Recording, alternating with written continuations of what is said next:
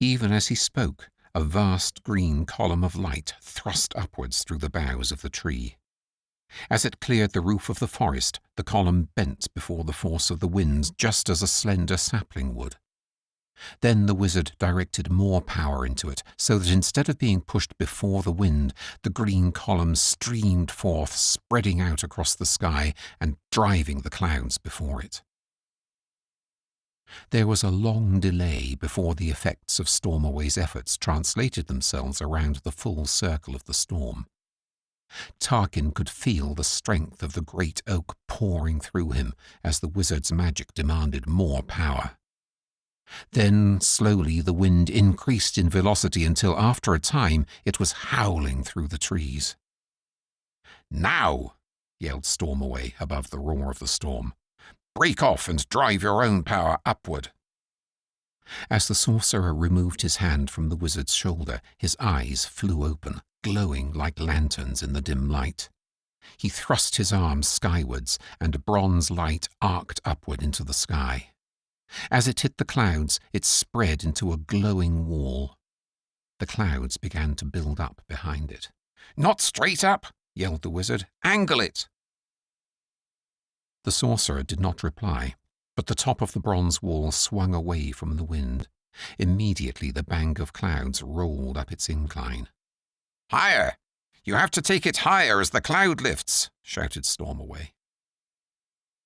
A few minutes later the wizard yelled, "I'm going to join my power to yours. We have to keep increasing the height of the wall. Keep yours steady until I take over. Then bring your hand back onto my shoulder and we'll combine forces again." Stormaway's green magic contracted and swung back up until it was running parallel to Tarkin's bronze wall of power. "Ready? Now, keep your eyes open, focused on your power. Let your eyes take over from your hand."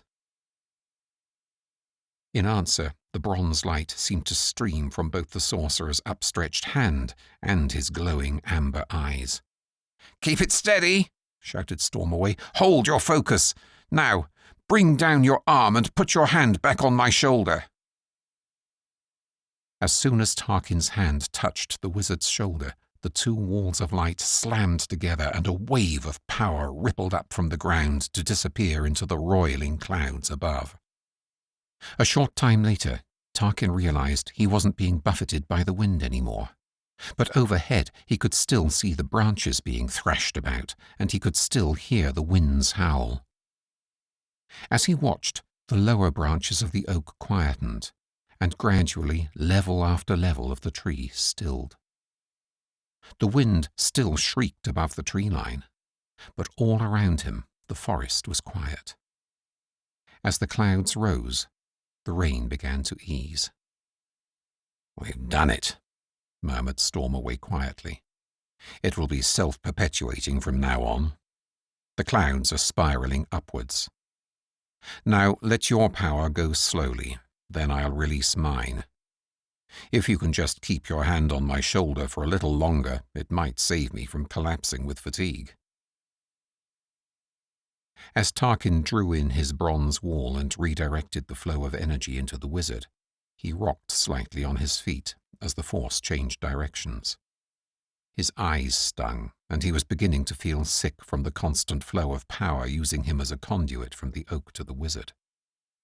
A few minutes later, the forest guardian asked in a tight voice, "Enough? I can't manage much more. I think I'm going to throw up. It feels as though I have a river running through me." "Yes, thank you, Tarkin. That's enough. Don't make yourself sick." "Too late, I'm afraid." He doubled over and heaved. "Oh, dear," remarked Autumn Leaves, appearing out of nowhere. "You've gone green again." "I feel green." "That was great," enthused Ancient Oak. "Absolutely unbelievable." Tarkin looked sideways at him from his doubled-up position. "It doesn't feel great, I can tell you." Stormaway slapped him on the back. "Don't worry, young man. The feeling will pass. You did a fine job." The sorcerer finally straightened up, wiping his mouth on his bandage.